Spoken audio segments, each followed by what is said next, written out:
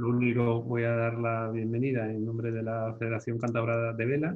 Recordad que, bueno, pues que tenemos distintas actividades en marcha, tanto directamente organizadas por la Federación como en colaboración con el Museo Marítimo del Cantábrico.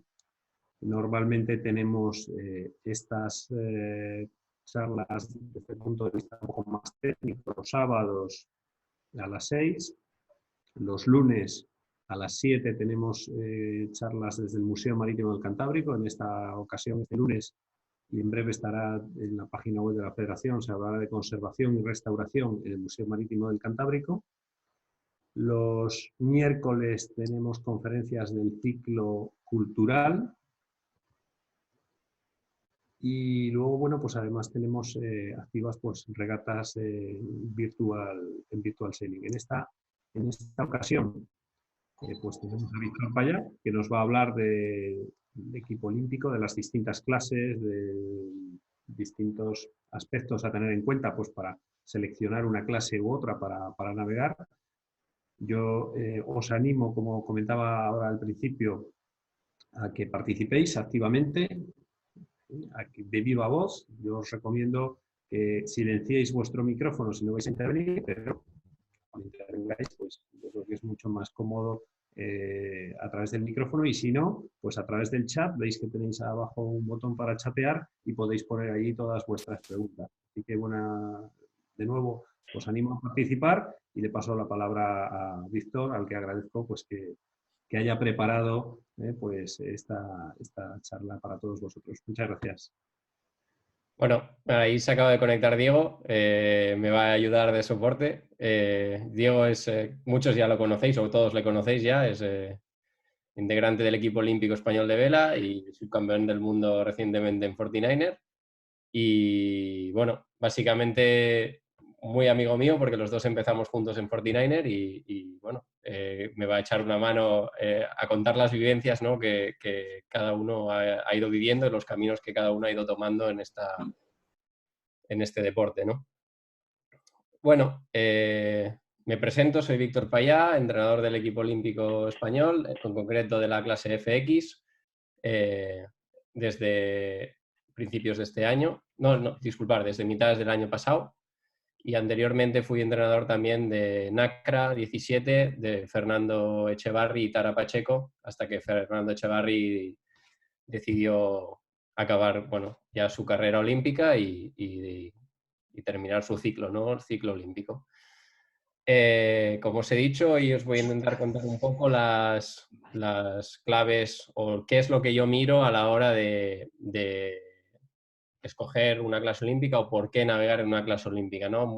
Veo aquí muchos chavales jóvenes que están en la edad eso de 17, 16, 18, 20, 21, que con la esperanza o con la ilusión de empezar un proyecto y, bueno, espero que les eche una mano en qué tener en cuenta a la hora de escoger, ¿no? Porque muchas veces nos fijamos simplemente en lo que es el tema económico o el barco que nos gusta o simplemente eso, ¿no? Y creo que hay que profundizar un poco más en qué es lo que realmente importa, ¿no?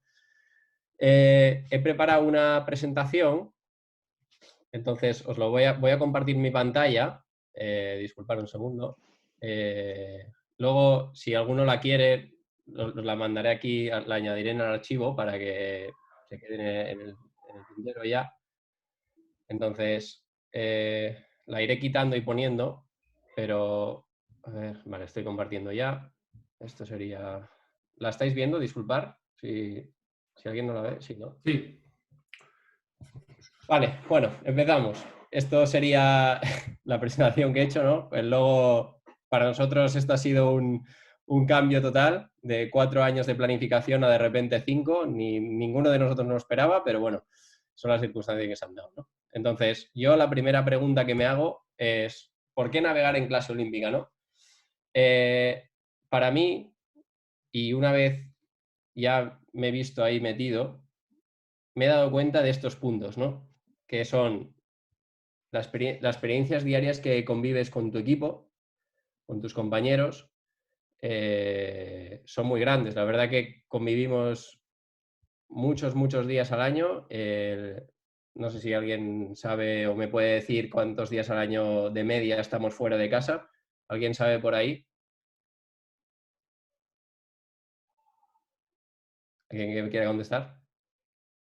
Animaos, animaos, si no es de viva voz, podéis poner en el chat lo que pensáis de las preguntas que os va haciendo Víctor. Bueno, de media, para que sepáis, la mayoría de... A ver, me ponen por ahí. Son... No sé, no soy capaz de verlo ahora mismo. No sé por qué. Ah, porque estoy en presentación. Disculpad. Víctor ponen 50, otros ponen 200, otros 150, 200. Bueno, pues va más encarado por 200 días, 240 días de media. El año pasado el equipo olímpico estuvo entrenando y compitiendo fuera de casa, ¿no? Entonces, tus compañeros, tu tripulante o tu entrenador, el fisio, pasa a ser una parte muy importante de prácticamente tu familia, te conocen muy, muy bien. Entonces, la convivencia es súper importante, ¿no? Y eso para mí es un valor añadido. Para mí no es un menos, sino es un más. El siguiente punto sería el enriquecimiento personal, ¿no?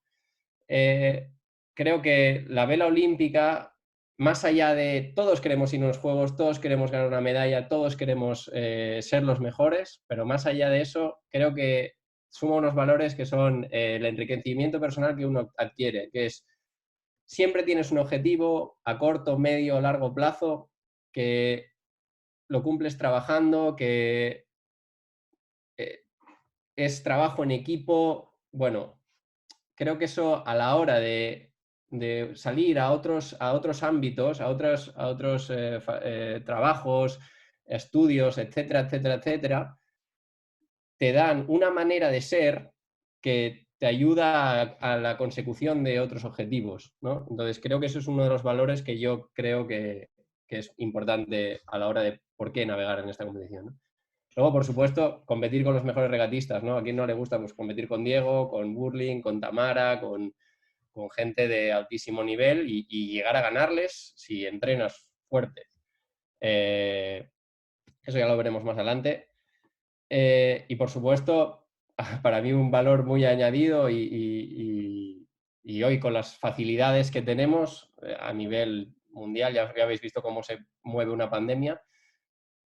Hoy estás en España, mañana estás en Japón y tener la oportunidad de crear unos objetivos y ir a un sitio para conseguirlos, conocer la cultura, conocer a mucha gente de otros países, tener amistades de muchos países, creo que es un gran aliciente, ¿no? Bueno, otro punto para mí importante es cómo escoger mi clase olímpica, ¿no? Primero, eso, ¿qué barco nos gusta? O sea, todos al principio, pues a mí me gusta el Forti, a mí me gusta el Nacra, a mí me gusta el 470, el Láser, el Fin, lo que sea.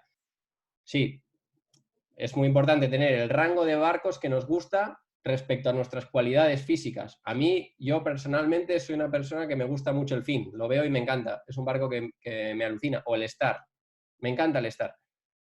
Pero mido un 80, pero peso 72 kilos. Por mucho que quiera, no podré navegar nunca en un Fin. Entonces tengo que ser consciente de cuál va a ser mi límite físico a la hora de escoger esa clase, ¿no?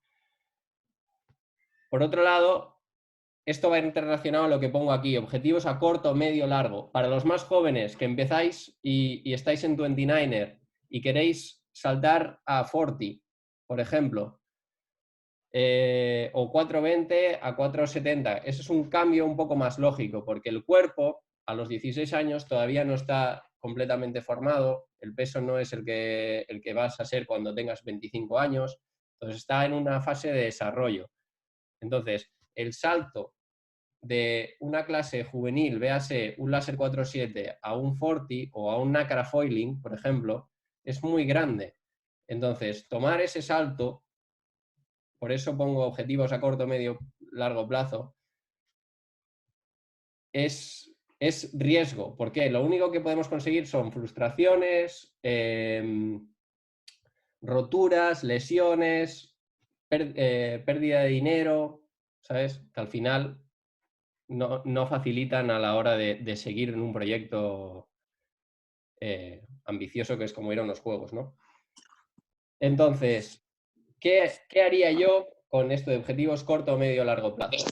Primero, saber que un ciclo olímpico, o sea, intentar ir a unos juegos es algo muy largo. Si todo se da bien, 4 años. Y si no, más allá. Y lo importante es aprender el día a día y disfrutar el día a día. Y por eso el escoger mi clase olímpica es lo que va a determinar que yo disfrute o no. Por ejemplo, yo pongo un ejemplo muy gráfico y es a la chica que yo estoy entrenando ahora, a Tamara.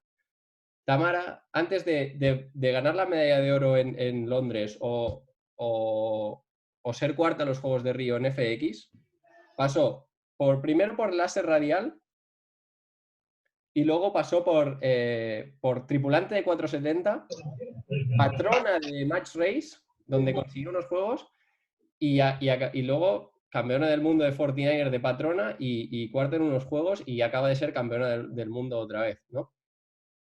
Entonces, esto es muy largo, se trata, lo que os acabo de decir, de disfrutar el día a día y de, bueno, básicamente de eso, ¿no? De ir con miras muy cortas y pasito a pasito, ¿no? Para lo siguiente, para mí sería, ¿qué debemos trabajar en clase olímpica, ¿no? Bueno, aquí están todos los básicos, ¿no? Muchos lo sabéis, muchos sabéis estas partes, técnica, táctica, trimado, etcétera, etcétera. Sin embargo, pongo disciplina de esfuerzo, disciplina y método, ¿no? Para mí, y las pongo en este orden, ¿no? Por ejemplo, que algunas estarán entremezcladas, pero para mí las dos primeras son las que realmente tienen valor, ¿no?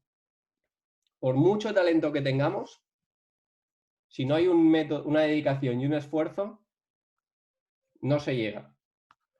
Aquí no sé si seguramente habrá, ahora no veo quién está, pero habrá entrenadores que ya llevan más tiempo y habrán visto pasar a muchos regatistas con grandísimo talento que finalmente no llegan porque no tienen dedicación.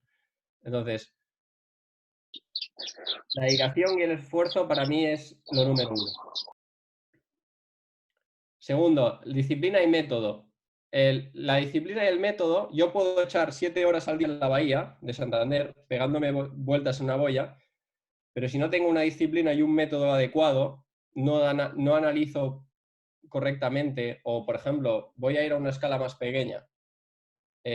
Los entrenamientos de club, de club normal, si no importa navegar 4 horas si seguidamente no hay un análisis de lo que se ha hecho o cómo se ha hecho, por qué se ha hecho y por qué estamos en esa fase, ¿sabes? Si el regatista no entiende que está haciendo eso, por qué está haciendo eso, lo va a aprender finalmente a las 200 horas de hacer ceros en una bahía o de hacer viradas, va a aprender a base de repetición, ¿no? Si yo hago 1000 veces el movimiento, al final me va a salir. Pero, sin embargo, si yo soy capaz de construir un método de trabajo que le funcione, ojo, es muy importante porque que le funcione a mis deportistas y a mis regatistas. Porque yo, por ejemplo, he trabajado con 2 personas antagónicas. Trabajo actualmente con Tamara y Paula y con, bueno, y Nicole, que estará por ahí, y que he trabajado antiguamente.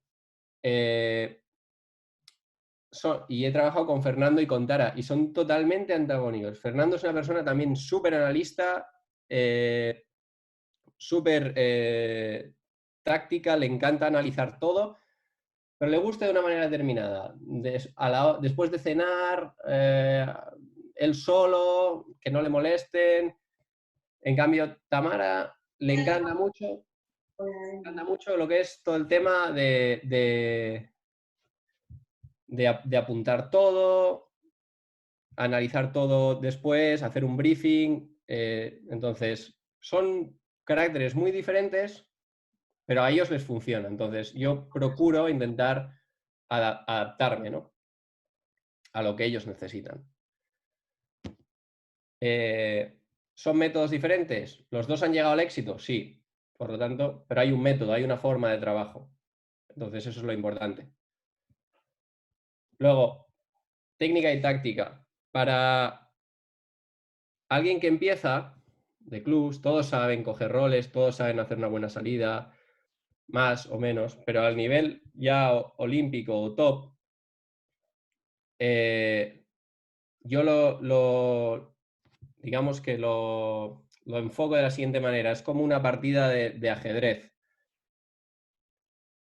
Si el contrario hace A, yo hago B. Si la salida está así, yo salgo así. Está todo mucho más calculado, los errores son mucho más pequeños, las jugadas ya están casi todas medidas y entonces eso es lo que hay que llegar, a ese punto de finura que es donde básicamente los regatistas top como Diego, Tara, Fernando, etcétera, etcétera, el top mundial que tenemos en la federación, tienen, ¿no? Tienen las jugadas muy estudiadas, muy claras, saben los movimientos que tienen que hacer y muchas veces ya saben después de la salida cómo van a montar arriba, nada más salir. Entonces, eso es al nivel que hay que llegar. Luego está el trimado, ¿no? El trimado, bueno, no hay poco más que decir. Yo puedo ser muy listo, pero si no voy rápido, apaga y vámonos, ¿no? Entonces es muy importante también trabajar este tema y sobre todo comprenderlo, ¿no? Uno de los errores que tienen los chavales es que el entrenador le dice, por ejemplo, van navegando o cualquier cosa, caza un poco de trapa. Vale, el chaval caza la trapa o la contra o el pajarín o lo que fuere. Y lo hacen, y ya está. ¿Qué tal va? Ah, pues va mejor. Y ya está, y ahí se acaba. Mira este. Y lo que creo que hay que hacer, o lo que hay que es entender el porqué de las cosas. Entender el por qué ese pajarín en esa condición, con ese día, con esa ola, con ese viento, va mejor.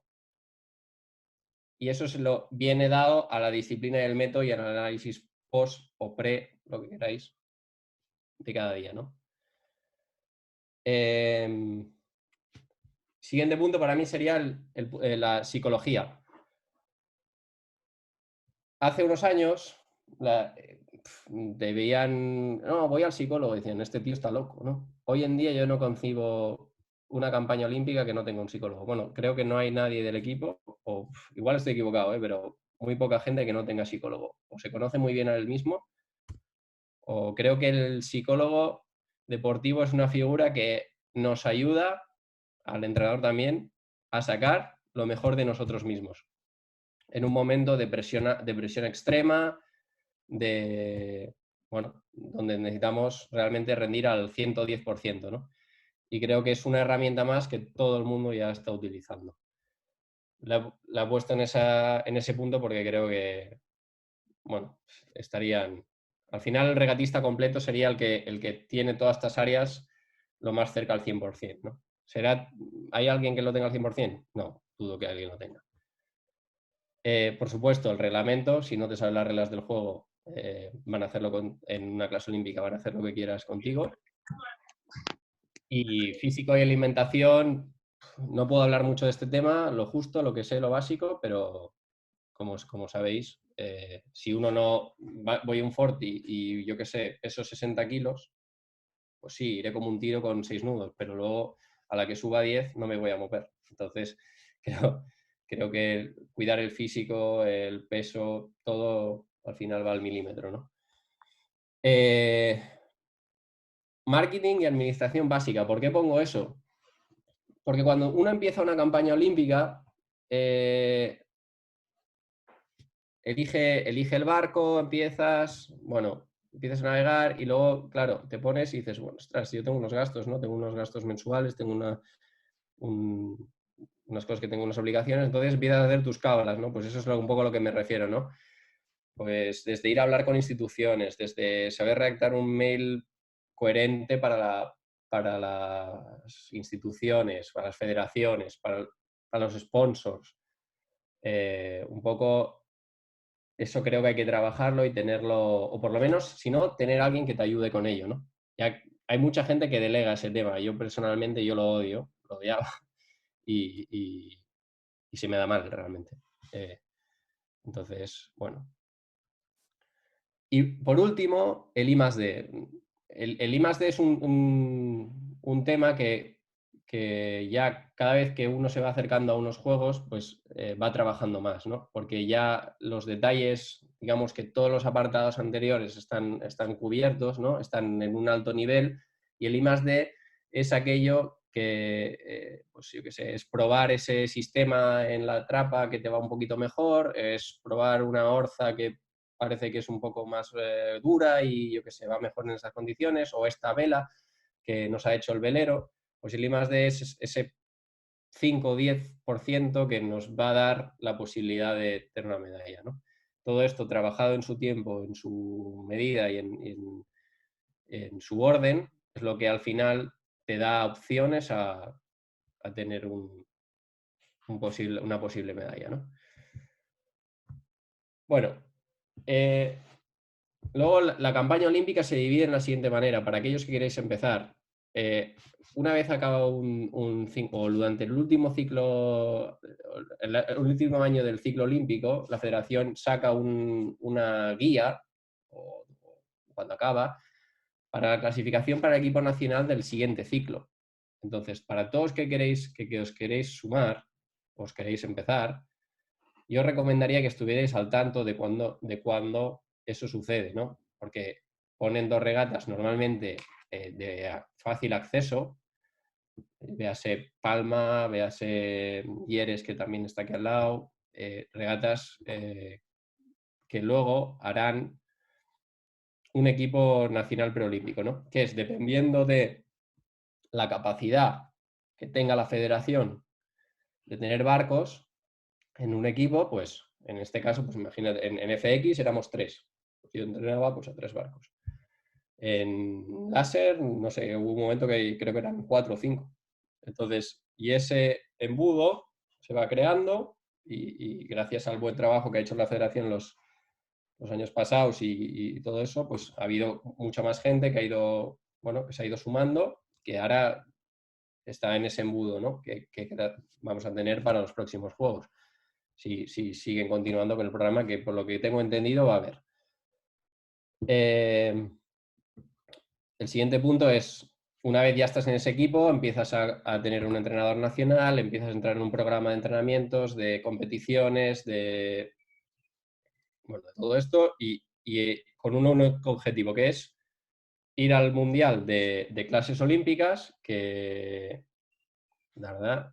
sí, el próximo se celebra en Holanda en 2022, si no me equivoco.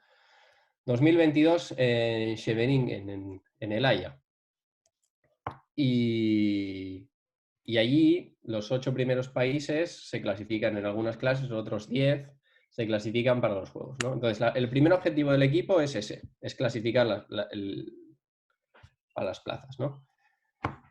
Y una vez se clasifica el país, ya se hace la selección nacional para el equipo olímpico, que es, dependiendo, cada año a año se va escribiendo el criterio para las siguientes fases, ¿no? Dependiendo de qué selección o qué criterios vayan a usar, por ejemplo, esta vez es criterio técnico, que es el director de preparación olímpica, los entrenadores, etcétera, pues deciden cuál es el deportista que mejor rendimiento ha tenido y puede ir a unos juegos, ¿no? Puede ser el candidato a ir a unos juegos, ¿no? Y ya, una vez decidido quién va, está la última fase, que es la preparación para los juegos, que es en la que yo ahora pues me encuentro, ¿no? Que es preparación para unos juegos. Bueno, hasta aquí sería... He ido un poco rápido, luego contestaré preguntas. Voy a parar un poco. No sé si alguien quiere... Voy a quitar esto un segundo antes de empezar con las clases. No sé si alguien quiere decir algo o preguntarme algo antes de nada. Pues sí, animaros a preguntar y aprovechar la ocasión. veo aquí a bastantes regatistas de 29er. Aquí que Urios, que no tengo el placer de conocerlo, pero sé quién es. Mira, Enric. Bueno, voy a seguir, no preocuparse. Por otro lado, Víctor, hay una pregunta. Dime. De Enric. ¿Qué les recomendarías a los regatistas que quieren empezar en FX o Forti? Vale. Yo creo que ahora mismo la clase 49er o FX se encuentra en un momento muy bueno. Y es que si quieres empezar, relativamente tienes que hacer un desembolso muy básico. Entonces, no me compraría un barco que estuviera nuevísimo, y lo que me dedicaría a hacer un poco, y es un poco lo que hicimos, digo yo, que luego os contará él, os lo dejaré él, me dedicaría a intentar conseguir maniobrar el barco con las condiciones que yo pueda. Quiero decir, si hay un día que pegan 18 nudos y no soy capaz de arribar con 12, no lo voy a hacer con 18 nudos. Entonces, lo importante es ir paso a paso, saber cuáles son mis limitaciones. Si ese día que hay 18 nudos estoy bien asistido, tengo una lancha y me veo con capacidad de hacerlo, pues voy, sin problema. Pero voy, hago una ceñida, que es lo más fácil, e intento arribar. ¿Que no puedo? Bajo la mayor. Mañana ya intentaré. O vuelco, lo intento otra vez. Que ya he volcado 5 veces, ya voy destrozado o ya estoy destrozado, no sigo arribando. Porque el riesgo de lesión, tanto del tripulante como el patrón, es tan grande que es dar un paso atrás, ¿sabes? Entonces, es ir piano, con paciencia y ir viendo cuáles son mis capacidades, ¿no? Eso sería mi recomendación. Sobre todo, horas encima del barco, con poquito viento, con eso. Y si no estoy en el peso, por ejemplo, soy una tripulación de 29er, que entre los dos llego a 130 kilos. El Forti a día de hoy es un barco que los top teams están entre 155 y 160. Si tengo 16 años y quiero llegar a ese objetivo, por lo menos voy a tardar un par o 3 de años en llegar. Entonces, yo creo que lo importante es ir paso a paso, ¿no? Y en este caso, pues yo personalmente me cogería un rig de FX. No me cogería un de 49er. Nosotros, en nuestro caso, cuando empezamos, Diego, Álvaro, que le veo por ahí, y Pablo Turrado, pues no había otra y teníamos pues material que le compramos ahí, que era Xavi o a los Alonso, y pues mira, teníamos que navegar con lo que había, ¿no? Pero básicamente, ahora que hay la posibilidad de que hay mucho material de segunda mano y la clase FX no existía en cuanto a aquello, pues yo me cogería un rig de FX para darme leches, sin duda, sin duda. Eso sería un poco mi recomendación. Mira, Víctor, Diego Llovero pregunta, ¿cómo veis el uso temprano del FX para los juveniles antes de hacer el paso al 49? O dice si deben alargar el 29 o el 420. Creo que se puede compaginar las dos cosas. Creo que uno, yo puedo tener un objetivo y ya, sobre todo la gente que está en sus últimos años de 420, que tiene un control de barco muy grande, que ya no se vuelca o no se vuelca con 20-25 nudos, que ya es un equipo top del nacional o va a unos europeos y está en el top 10, que tenemos muchos ejemplos en España. Creo que es importante que ellos entrenen por lo menos en FX y luego tengan sus objetivos de ir, bueno, yo entro en FX, pero mi objetivo del europeo lo tengo ahí. Y yo qué sé, pues un mes antes me dedico, o 2 meses antes me dedico solo al 20 y le pego caña, o al 420 le pego caña, porque no tenemos esa necesidad de control de barco, de nada, ¿sabes? Y sobre todo, una de las cosas es que cuando nos montemos en el 420 o el 29 nos va a parecer que aquello va a 2 por hora. Por lo tanto, nuestra sensación de velocidad, nuestra sensación de miedos, y todo eso desaparece. Creo que es bueno compaginar las dos cosas. Y leo por ahí, dice, ¿qué importancia tiene la pareja y cómo la eliges? Bueno, estamos hablando solo de clases dobles, la verdad. Yo, personalmente, porque soy entrenador de clase doble, no sé cómo funciona una clase simple. Para mí, mira, esta me la va a contestar Diego. ¿Qué importancia tiene la pareja? Vale, mira, aprovecho ya que, bueno, me das un poco la palabra. Digo hola a todos, yo soy Diego y nada, estoy aquí para intentar compartir mi experiencia con vosotros. Si tenéis cualquier pregunta, preguntarme, en lo que pueda ayudar os voy a ayudar y nada, voy a ver un poco aquí lo que pregunta la gente y un poco mi opinión. Creo que el tema de qué recomendarías a los regatistas que empiezan en Forti me remito un poco a lo que dijo Víctor en las diapositivas anteriores.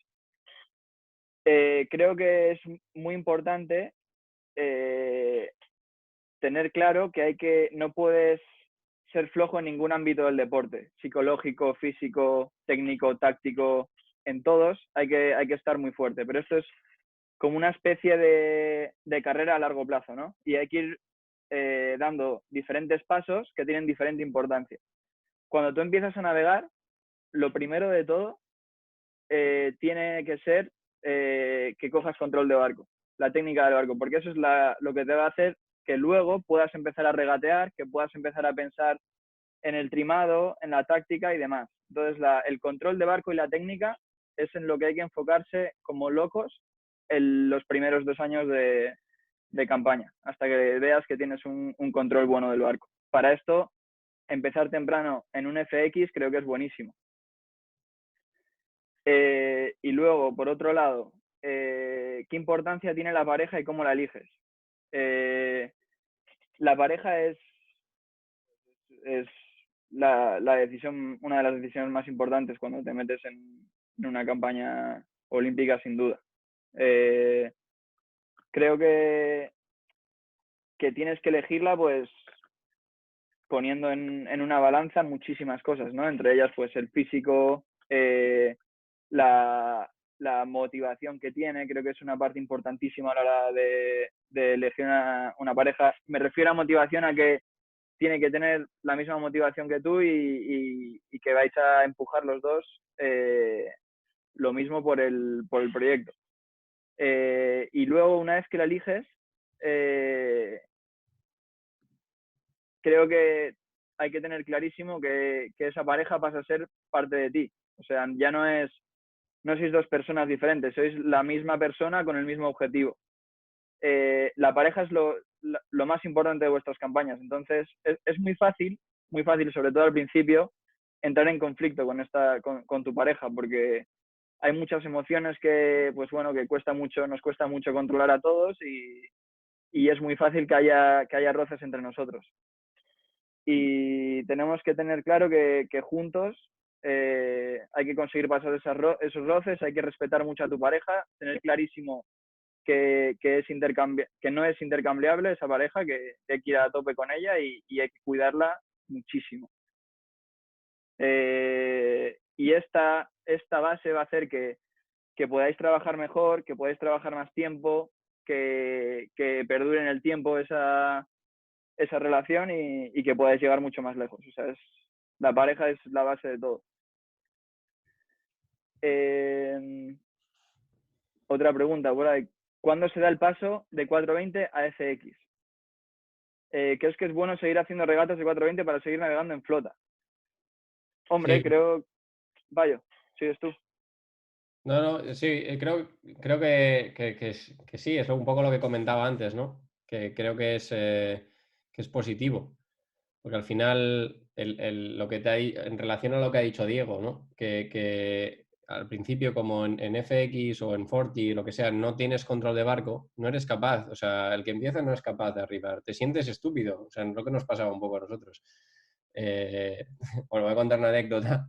Al principio, cuando salíamos, tuvimos la gran suerte de tener de entrenador a Rubén y a Rubén Morán y a Carlos Llamas. y nos sacaba fuera de la bahía con 15 nudos, ni siquiera. Y había 1 metro de ola y no éramos capaces de arribar, o sea, no éramos capaces de volver a casa. Salíamos ciñendo y no podíamos volver a casa. Teníamos que bajar la mayor o volcábamos 5 veces y venga, y al día siguiente otra vez, hasta que conseguimos, ¿no? Creo que es lo que dice Diego, hay que centrarse mucho en el control de barco, en dominarlo, siempre con los pasos que tiene que seguir, y lo que te da el poder regatear en otra clase, al final te mantiene activo. Entonces, regatear es igual para todo el mundo. Es igual que regatees un snipe, que regatees al final es coger roles, tácticamente son diferentes, sí, ciertas situaciones, pero al final estás regateando, estás en esa tensión, ¿no? Que todos sentimos que es lo que nos engancha de regatear y de este deporte, que es al final lo que te gusta, ¿no? Y mira, ahí Diego te dice, ¿en cuánto tiempo se tarda en coger una confianza en un 49er o un FX? Bueno, depende un poco de cómo lo hagas, ¿no? Si haces lo que pensamos que se debería hacer y pones toda la carne en el asador, por así decirlo, y trabajas con constancia todos los días de la semana y demás, y también con gente que os ayude, que os aconseje bien, que analizáis todo bien, que salgáis siempre con vuestros objetivos claros al agua, que luego los analicéis y demás, yo creo que para poder empezar a regatear en menos de un año puedes tener un control del barco decente, ¿no? ¿Tú qué piensas, Víctor? Yo creo que sí. Voy a poner el ejemplo un poco del europeo aquel de Garda. No sé si te acuerdas, en 2012, no sé si 2012 era. fue. Bueno, pues te voy a dar un ejemplo, ¿no? Nos pasamos desde el europeo, creo que era en agosto, si no me equivoco. Nos pasamos desde febrero hasta julio en la bahía haciendo ceros. Ceros, viradas, ceros, popas, virada, volcar, ceros, ceros, ceros, ceros. Yo ya nos salían los ceros por todos lados. Y Jibset, ¿eh? ¿Te acuerdas? Jibset. Y es una anécdota porque siempre me acordaré de estas cosas, que hubo la primera regata y éramos unos novatines, ¿eh? Íbamos con el barco viejo de alas viejas, bueno. Y primera regata salimos ahí y montamos primero y segundo Diego y yo. Y dijimos, bueno, pues ahí vamos, ¿no? Y había 18 nudos, en principio pesábamos 140 kilos, 20 kilos menos que los demás, pero teníamos un control del barco aceptable que nos permitió pues hacer un top 25 en un europeo, ¿sabes? Que bueno, vas ahí y dices, sin ninguna aspiración, pero por lo menos con todo lo trabajado y ves que vas para adelante, ¿sabes? Entonces, ahí yo creo que fue un punto de inflexión de decir, ostras, todo lo que estamos trabajando está pagando, hay que seguir en la misma línea, ¿no? Y es un poco eso, ¿no, Dieguito? Sí, sí, sí. Y luego también dimos muchísimos palos de ciego por el camino. Metimos muchísimas horas y muchas veces hacíamos cosas sin saber lo que hacíamos. Para esto también, si alguno de vosotros está empezando en Forti o en FX o lo que sea y tiene alguna duda, está claro que no podemos estar respondiendo todo el rato a todas, pero que vamos, tener la libertad de a mí personalmente, si queréis escribirme, yo estoy encantado de echaros una mano con cualquier duda que tengáis y demás, del Forti, del FX, de lo que sea, para empezar técnicamente y demás. Bueno, y aquí nos estamos centrando un poco en Forti y en FX. Sigo con la presentación. En la presentación tengo puestas varias clases un poco para aquellos que no sé si hay mucha gente que no conozca un poco las clases olímpicas que hay. Voy a seguir un poco con ella, así rapidín, y os presentaré un poco las clases olímpicas, ¿no? Y para mí lo que son los puntos fuertes de cada clase y lo que me parece duro y lo que realmente me parece bonito de cada clase, ¿no? Entonces, voy a seguir con la presentación y luego seguimos con las preguntas. ¿La veis bien? Sí, ¿no? Bueno, ahí teníamos la clase láser. Para mí una clase, todos la conocéis, clase reina, 200 y pico barcos o no sé cuántos en un mundial, durabilidad. Para mí uno de los puntos que más me sorprende, y hablando con Joel, es el chico de la foto, es Joel Rodríguez, un máquina. que la capacidad que tienen de colgarse y estar pensando a la vez. Sus ceñidas son interminables y el nivel de físico que tienen que tener es brutal, ¿no? Entonces, al haber una igualdad de material total, porque es One Design, hay muy pocas diferencias, si comparado con el Forti o con el Nacra o otros barcos. La verdad que me sorprende eso de esa clase, ¿no? Por otro lado tenemos el Afin, ahí está, en este caso, Alex Muscat. Disculpadme, me he dejado en la otra foto también está en el equipo Joaquín Blanco, que ahora mismo ellos, tanto Fin como Láser, tienen que clasificar todavía al país, que lo iban a hacer en Génova y como se ha cancelado todo, pues van a seguir. Entonces ellos están todavía a la espera de la clasificación, pero bueno, confiamos que lo van a hacer. Aquí tenemos a Alex Muscat, para mí un barco que es súper táctico. De hecho, ahora cuando estuvimos en confinamiento tuve el placer de estar una noche con Alex y le estuve haciendo unas preguntas, oye, y el fin y cómo... Porque al final uno se especializa tanto en una clase o en pocas clases que muchas veces te sorprende, ¿no? Y preguntarle a los compañeros es buenísimo. Lo táctico que es virar roles de 3 grados o así, te da al final esas loritas en barlovento, o la técnica que tienen de remada en popa, me enseñó el pulsómetro que llevaba en popa y el pobre van a 180 en las popas con poco viento, a tope, van remando a tope. Eso la verdad que es un barco complicado, pero muy bonito. A mí me encanta.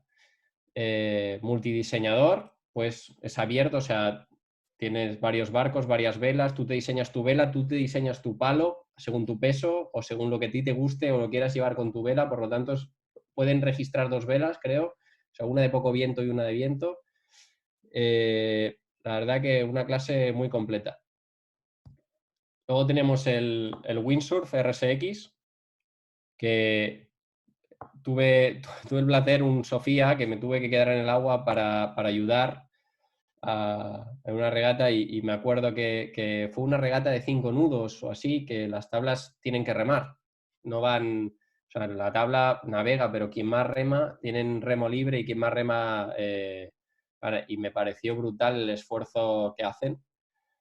Es una clase también diferente a todo lo demás. O sea, lo físico es completamente prioritario y luego con viento es muy bonita de ver, pero... Víctor, una cosa igual, estaría bien si comentas los pesos para cada clase, porque la verdad es, y bueno, pues todavía con el fin, pues hay cabida a gente pues con... Sí, disculpar. Pues mira, el fin es claro, entre 90 y 100 kilos, 105, hay gente que va con 105. Cada vez la gente está bajando más de peso y es más atlética y va siendo bajito, ¿eh? O sea, ya no va antes se veía muchos por encima de 100 y ahora me parece, ¿no, Diego? Creo que están bajando. Sí, creo que la media de la flota intenta estar ahora en 97 kilos más o menos para competir, para navegar en fin. Y además altos. Sí.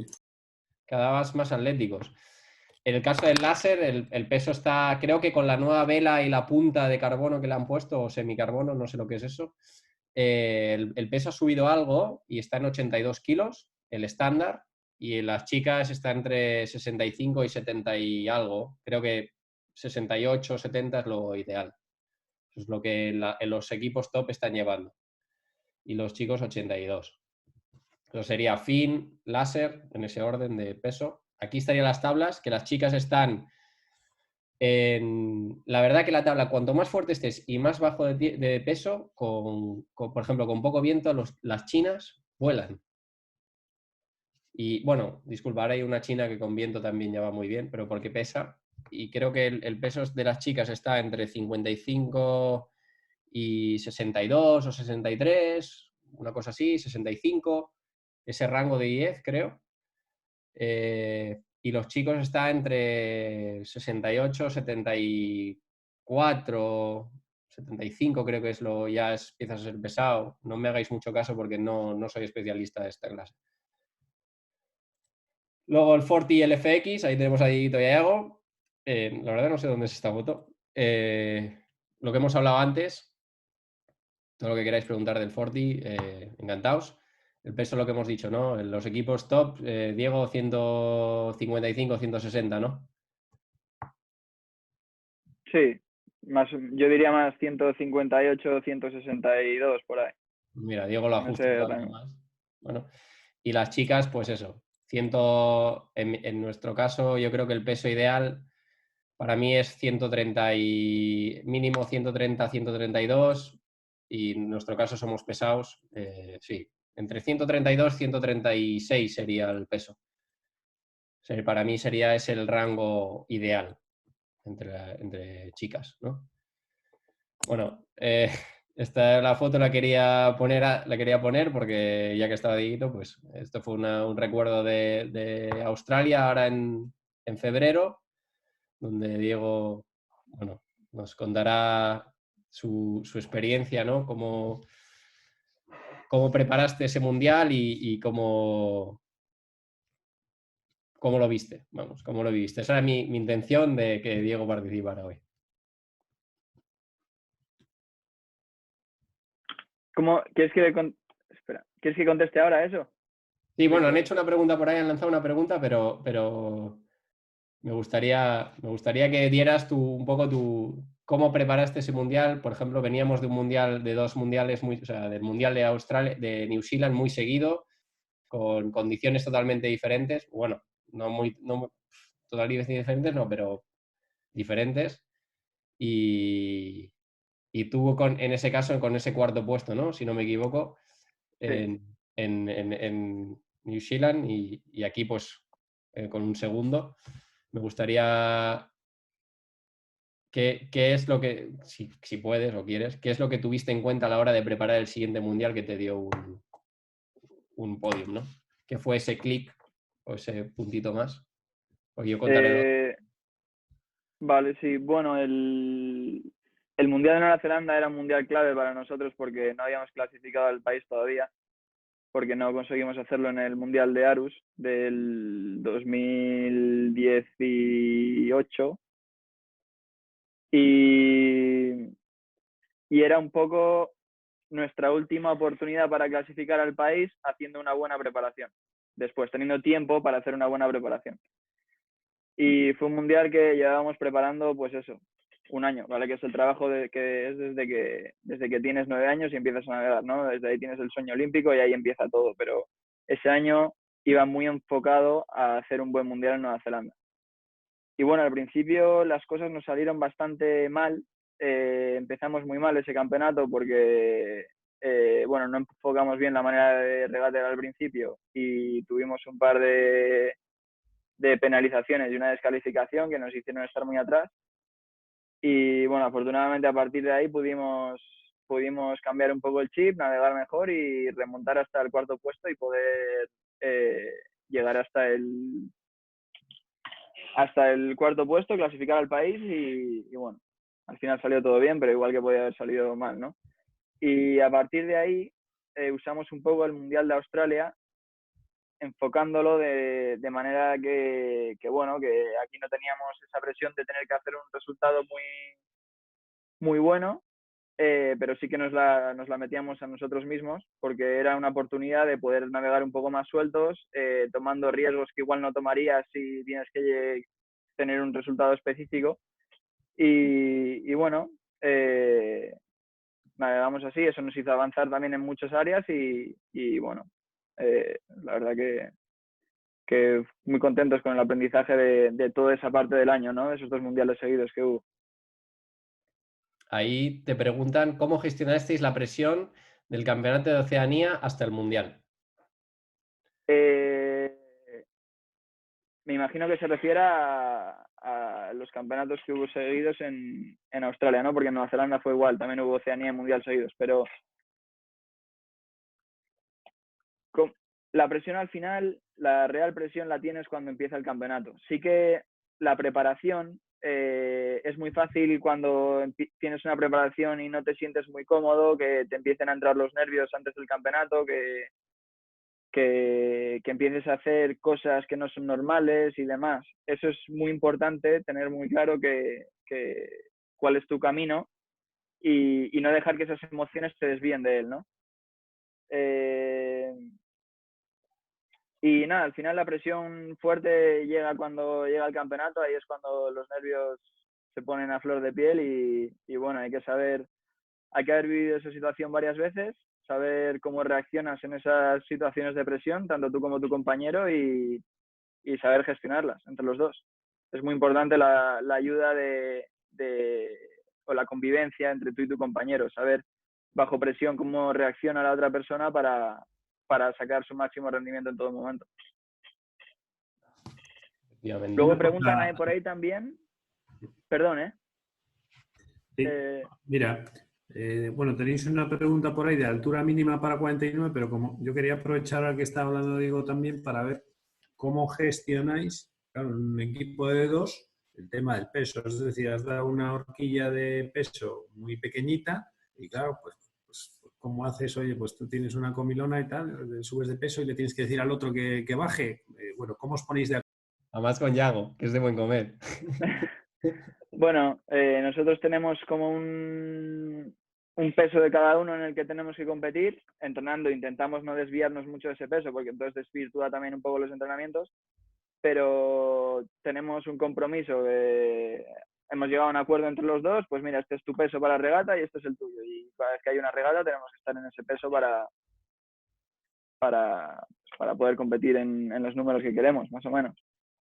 Luego también, he dicho esa franja de peso, esa es la franja de peso ideal, por así decirlo. También se pueden ganar regatas y hacer buenos campeonatos pesando 154. Lo puedes gestionar un poco de otra manera, ¿no? Pues eso, cuando hay poco viento, pues tendrás ese plus de velocidad que te dejará hacer buenas regatas y ganar regatas en general. Y luego cuando hay mucho viento, pues tienes que tener muy entrenada y depurada la técnica y demás para no descolgarte esos días, ¿no?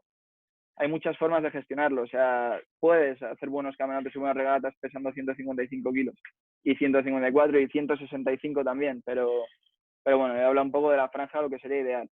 Yo lo comparo un poco con el ciclismo, ¿no? El ciclismo hay el que es escalador, el día que escala, ese tío, pues salva, pero el día que le toca la contrarreloj, pues ¿cómo tiene que hacer? Pues salvar los muebles, ¿no? Un poco lo que se refiere Diego. Yo creo que sí, eso es.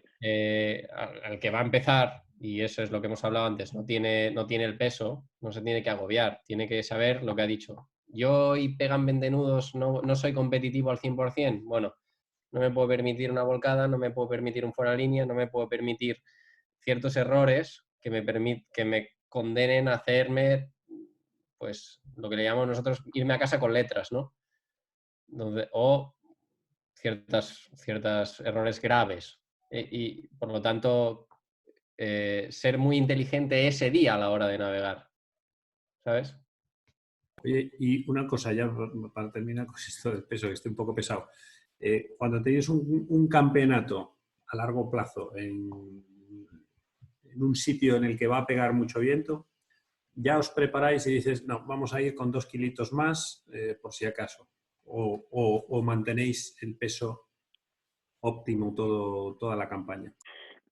Sí, hay un poquito de eso. Si tu campeonato objetivo de la temporada es en un sitio de mucho viento, pues sí que quizás piensas en ir un poquito más pesado. Si sabes que la probabilidad de viento es de poco viento, pues sí que intentas ir un poquito más ligero. Sí que juegas un poquito con eso.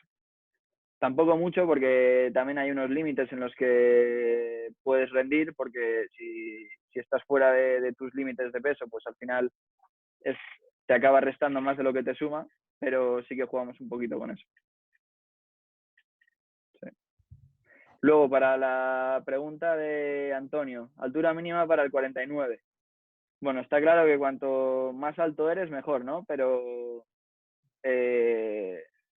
sea, una buena media, como hablo del peso, si tienes media de 1,80 m, 1,85 m entre los dos, va a ser bien, vas a poder ser súper competitivo. Que también puede serlo con media de 1,78, sí, también puede serlo. O incluso menos, pero bueno, yo creo que con media de 1,80 no te limitas nada. Para el 49. Bueno, yo creo que van a seguir surgiendo preguntas, ¿no? En nuestro caso, en el Mundial ahí veo la pregunta, ¿cómo gestionasteis la presión del Campeonato de Oceanía hasta el Mundial? Nosotros veníamos de un escenario totalmente diferente. En nuestro caso, las chicas, ahora que están clasificadas, que son pues, Tamara y Paula, venían de un retirado en un Mundial de Auckland, porque Paula se rompió el pie. Fue una tontería. Estábamos entrenando allí, un día en la rampa, al bajarse del barco, plan, torcedura de tobillo y dedo roto.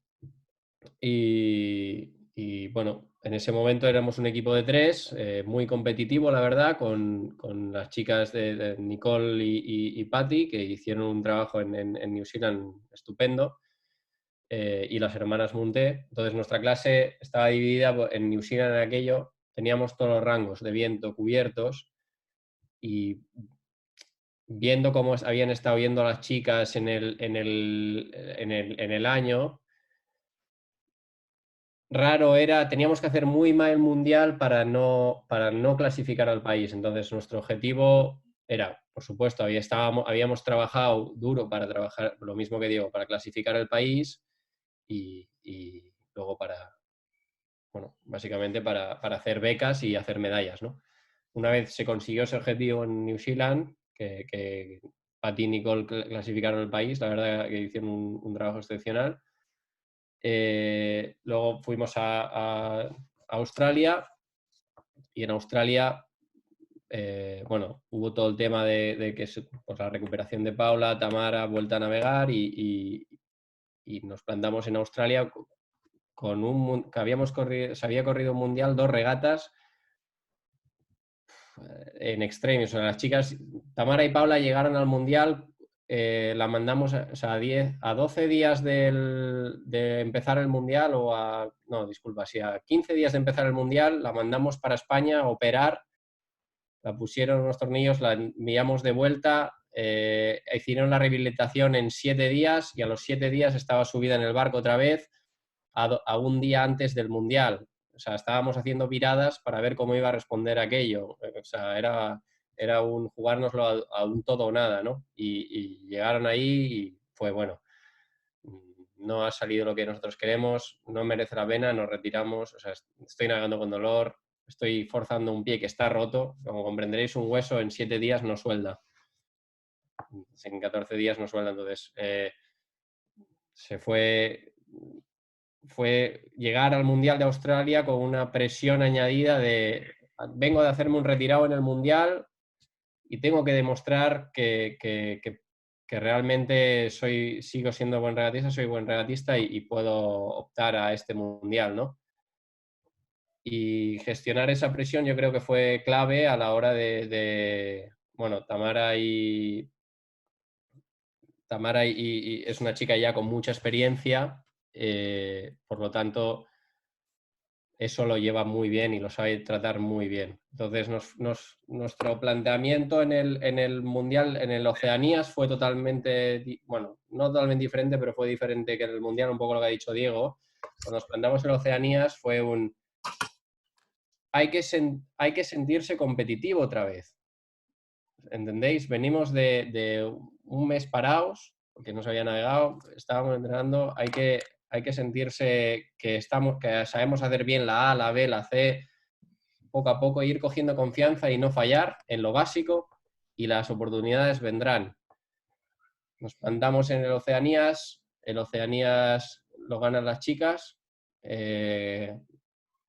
y con sus condiciones, navegando muy bien, estupendo, y luego, claro, te planteas en el Mundial, y es un poco lo que dice Diego, ¿no?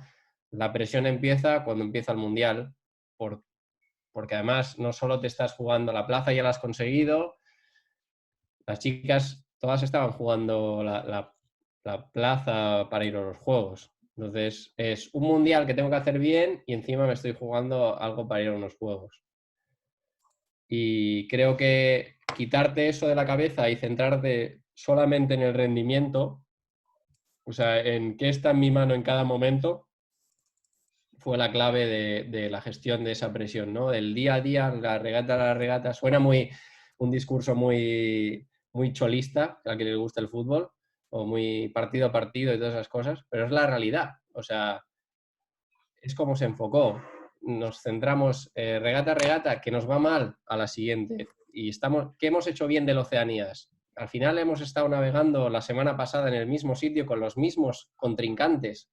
Era la misma gente, no cambiaba nada. Entonces había que enfocarlo de esa manera, ¿no? Rendimiento puro y duro. O sea, ¿qué estaba haciendo bien esto? Vale, pues esto no lo cambio. ¿Qué estaba haciendo mal que no me estaba saliendo? Pues esto lo tengo que modificar. En nuestro caso, pues eran las salidas, ¿no? O ciertas situaciones con ciertos barcos. Pues, oye, hay que evitar salir al lado de esta persona porque pierde el control o es mejor que nosotros y sobre todo tienes que tener muy bien analizados los rivales, ¿no? Y bueno, eso fue un poco cómo gestionamos nosotros el mundial. Lógicamente, cuando te vas viendo más arriba en el mundial, pues las presiones y estos van viniendo, porque pues queda un día menos, quedan 3 mangas menos, cada día que vas pasando, pues te vas viendo ahí y sí que es verdad que la presión del inicio te la has quitado, pero la presión de llevar el maillot o llevar tal, pues pesa también y gestionar eso, el no fallar. Además, el 40 o las 3 olímpicas, muchas solo vas con un descarte y en el caso de campeonatos de 40 son muy largos y son campeonatos de 15, 16, 17 mangas, 14, 12 si se cumple, ¿sabes? Todo el programa. Entonces, fallar es muy fácil y gestionar, para mí lo difícil es gestionar eso. Una vez has fallado, ya no puedo fallar otra vez, ¿sabes? Mira, aquí me preguntan, Víctor, has comentado al principio ¿qué valores piensas son ejemplo para los demás derivados de la competición? A ver.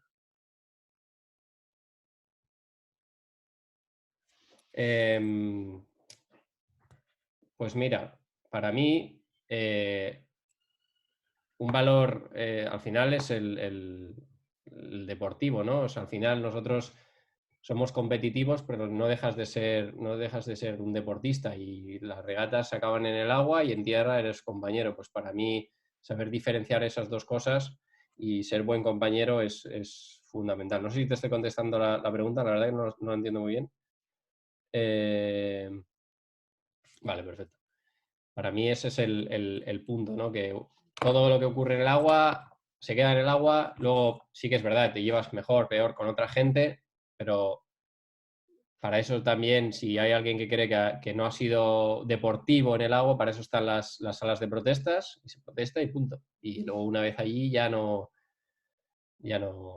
ocurre nada más. O sea, yo creo que, Diego, tú podrías considerar que te llevas bien con el 90% o más de la flota de 49ers. No tienes nada en contra de nadie y, es más, tienes muy buenas amistades, digo yo. Sí, yo creo que aquí una cosa clave para lo que estás comentando, Víctor, es tener muy claro que en el agua estás compitiendo y en tierra pues puedes llevarte bien con los mismos que has competido en el agua. Hay que saber diferenciar muy bien competición de amistad, ¿no? Son dos cosas diferentes. Es muy normal que en el agua, si tienes algún lío con alguien y demás, luego se transpira a tierra. Eso lo ideal es borrarlo, son dos mundos diferentes y bueno, hay que saber cómo es cada uno en el agua, cómo es cada uno en tierra y creo que es importante separarlo. Luego también de qué valores piensas que son ejemplo para los demás derivados de la competición. Creo que hay muchísimos valores que puedes sacar de la competición y bueno, uno de ellos yo creo que es súper importante es el respeto y la humildad, ¿no? Porque hay que respetar mucho a tus rivales.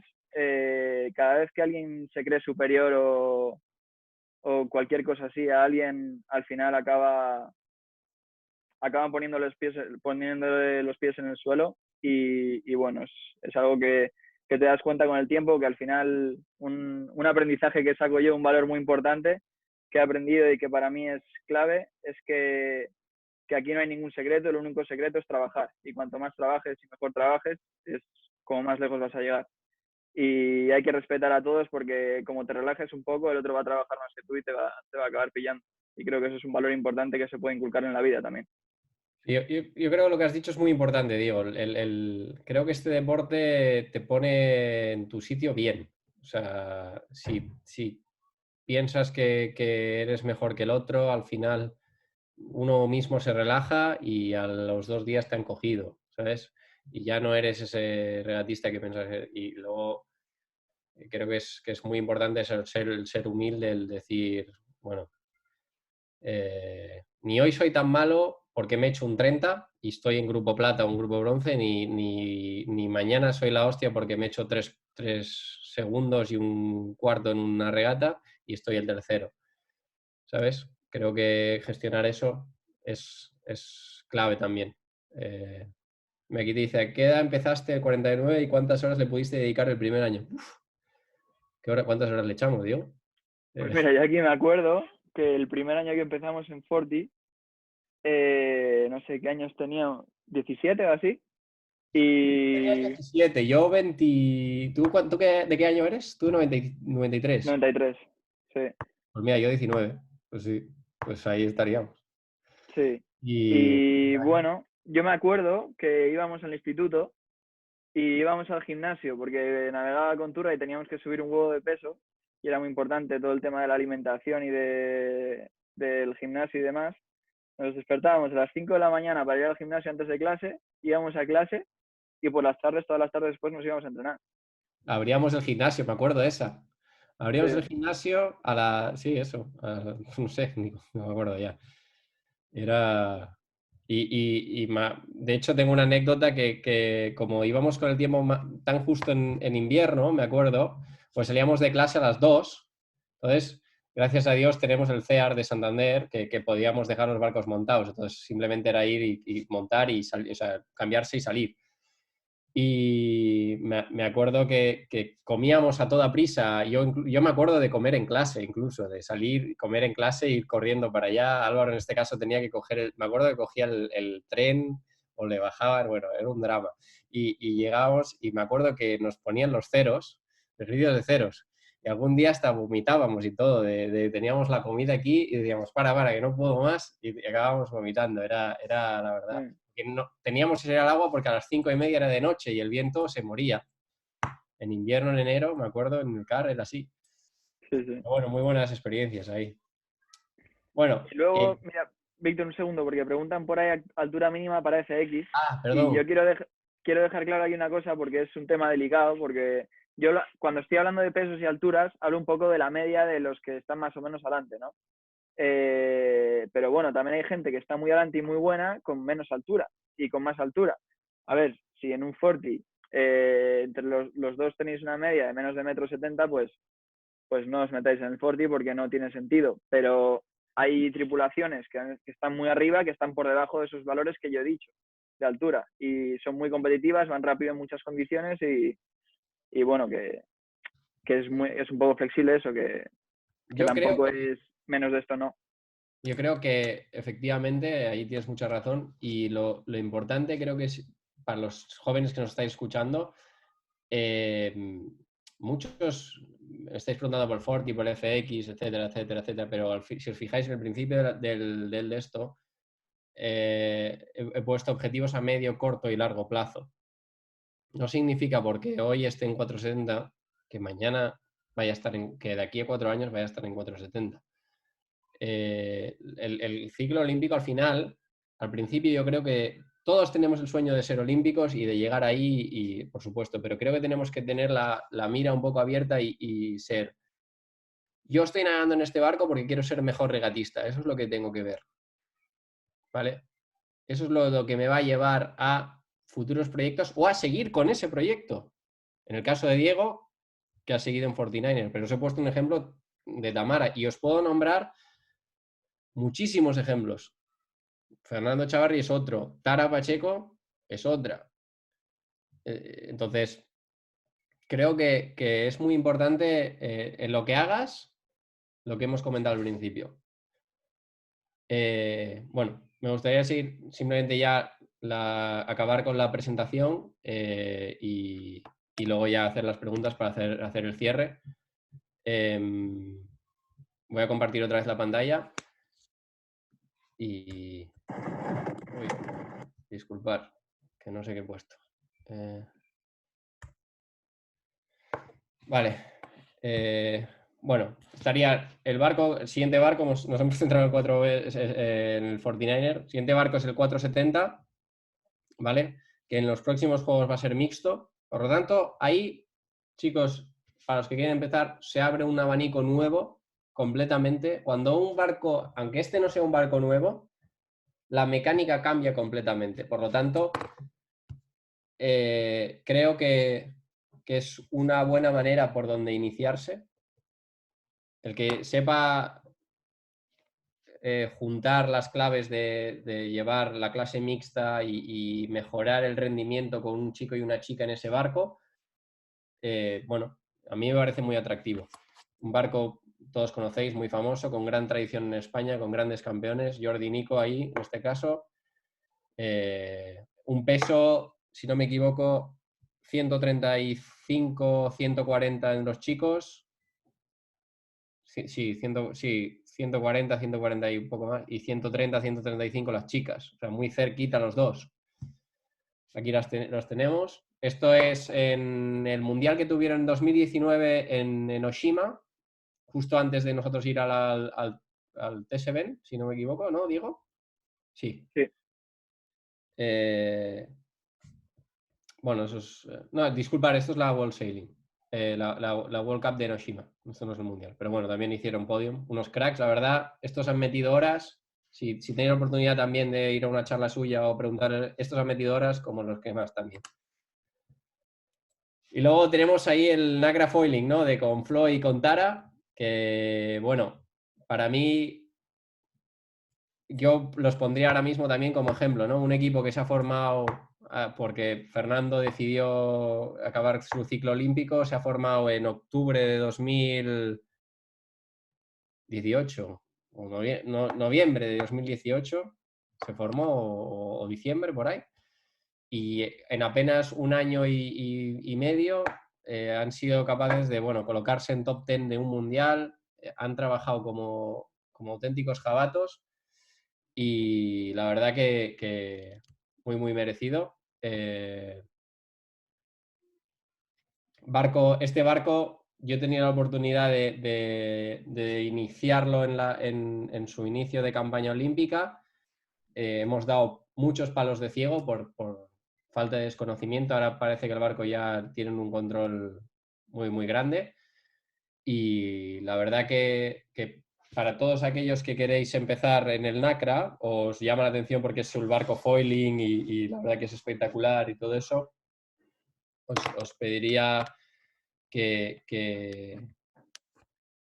bueno, primero naveguéis en catamarán, porque el catamarán es algo completamente diferente. Además, os voy a contar por qué. Yo he tenido bueno, por mis características, además de ser entrenador, en ese momento me tocaba navegar también en el barco, debido a una lesión que tuvo Tara y ciertos compromisos de Fernando. Entonces, puedo decir que el barco es muy exigente, físicamente para el tripulante, muy exigente.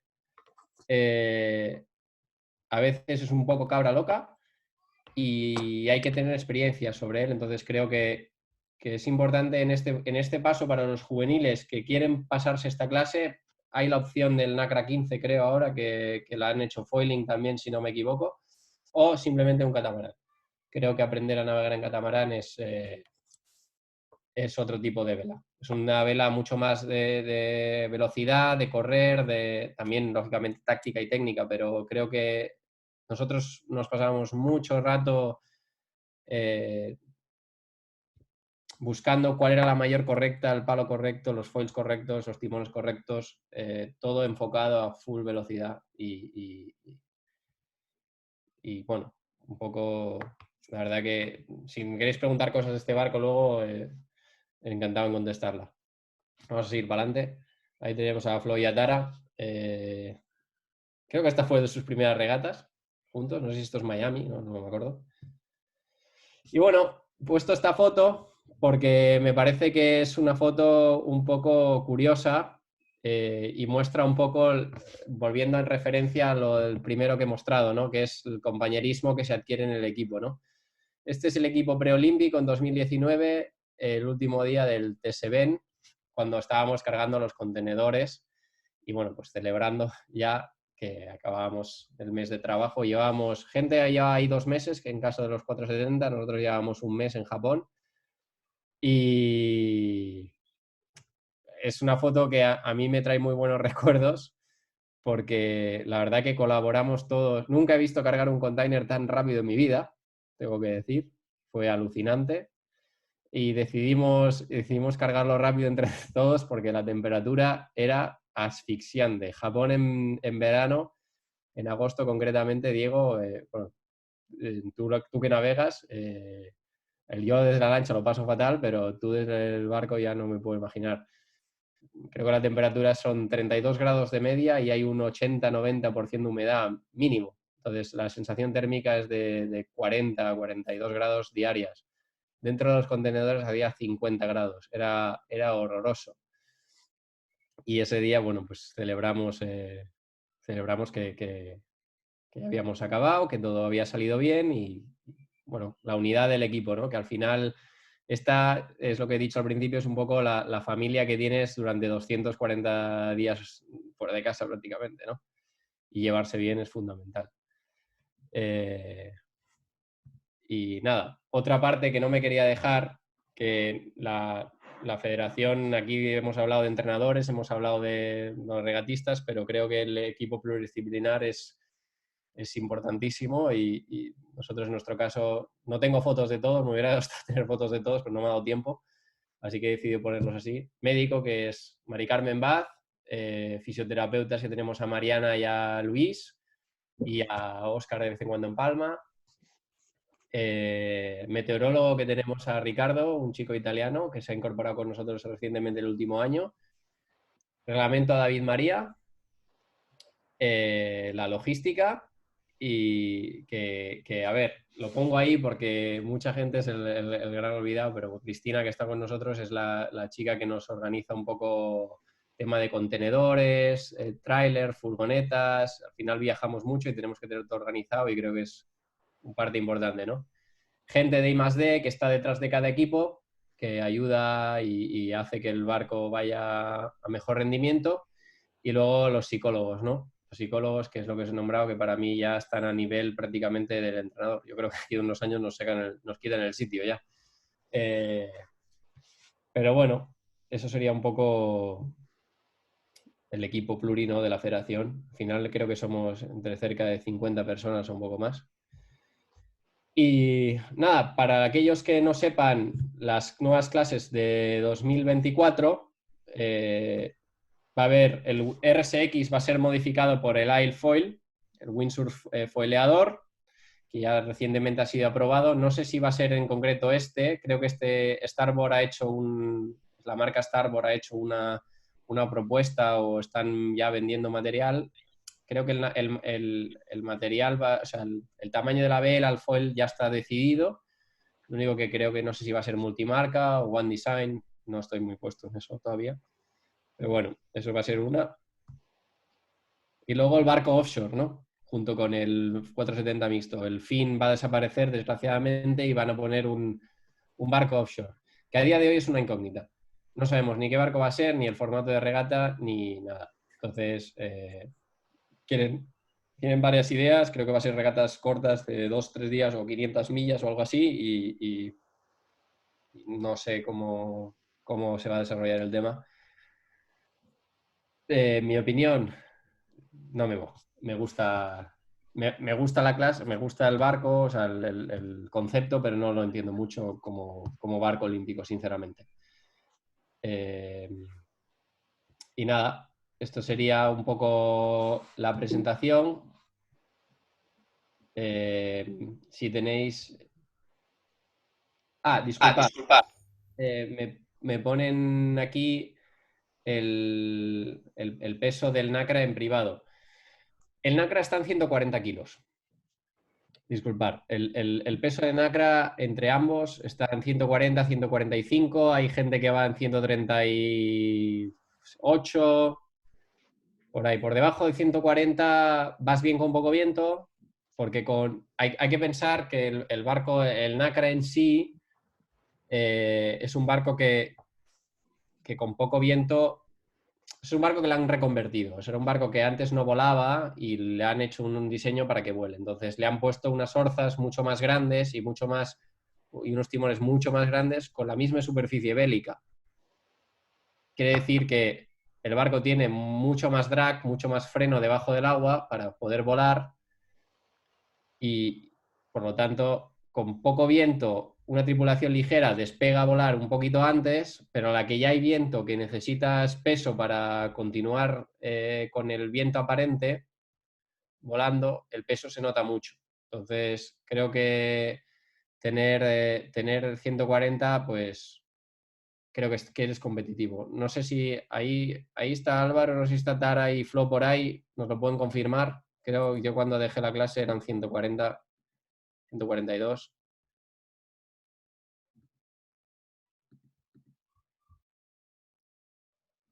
Bueno, nada, hasta aquí un poco sería mi presentación. Si alguno de vosotros tiene preguntas, estoy encantado en contestar. Espero que os haya entretenido. ¿Y cuál es el papel de los psicólogos a la hora de decidir objetivos de la temporada? Muy importante, la verdad, porque nosotros cuando elaboramos un calendario, elaboramos unas cargas de trabajo, ¿no? Unos entrenamientos, pues macrociclos, microciclos. Entonces, ellos son los que conocen, o sea, yo puedo conocer a mi regatista muy, muy bien, pero realmente el psicólogo es el que realmente intima completamente con el regatista y le conoce internamente y sabe, yo le conozco y le puedo conocer y sé que lo que le va bien o lo que le va mal, pero creo que al final hay que consensuarlo todo con el psicólogo también, o por lo menos en mi caso yo lo hago, para no sobresaturar, ¿sabes? Porque al final tenéis que entender que tanto, en este caso Diego, todos los agentes del equipo, ha decidido de escoger de su hobby o de su pasión un trabajo que hay días que, seamos sinceros, te quieres ir, no quieres estar navegando. Y creo que llegar al punto y dependes de tus resultados, y creo que llegar al punto mentalmente de decir, no quiero navegar más, o me quiero ir de este campeonato, o quiero que esta concentración acabe, o todo eso, eso es súper perjudicial. Entonces ahí es donde entra el papel del psicólogo a la hora de planificación. Oye, Víctor, creo que, yo qué sé, este entrenamiento en Santander de 15 días has puesto solo un día de descanso, por un día, ¿no? Por ponerte un ejemplo. Estás loco, los vas a matar porque el parte, yo qué sé, es de tanto viento durante 2 semanas. No es el caso, te pongo un ejemplo, pero...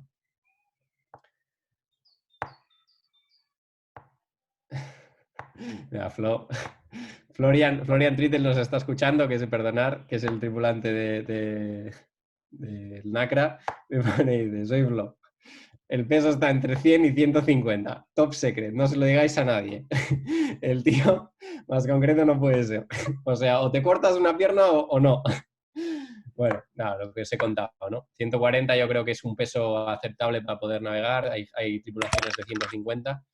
Y vamos a ver en el futuro, porque por lo que tengo entendido puede haber modificaciones en el barco y puede variar.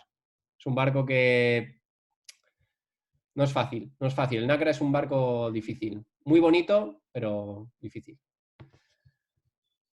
¿Cuál es la velocidad máxima del NACRA? Me pregunta ahí.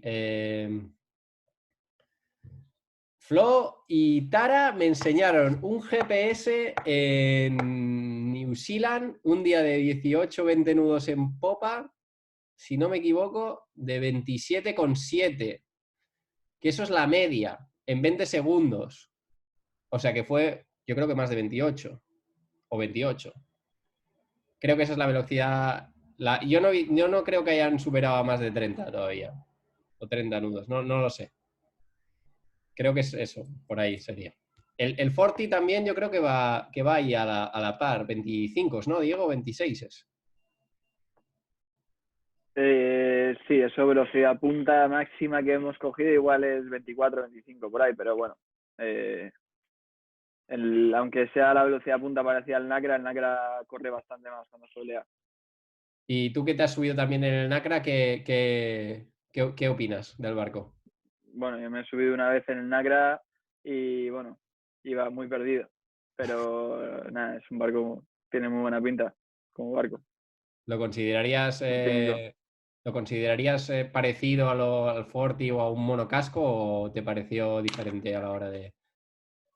Bueno, tiene muchas cosas diferentes, ¿no? Luego a la hora de regatear y de navegarlo técnicamente yo creo que es muy parecido, como todos los barcos, pero sí, yo creo que, como dices, el NACRA es una clase especial.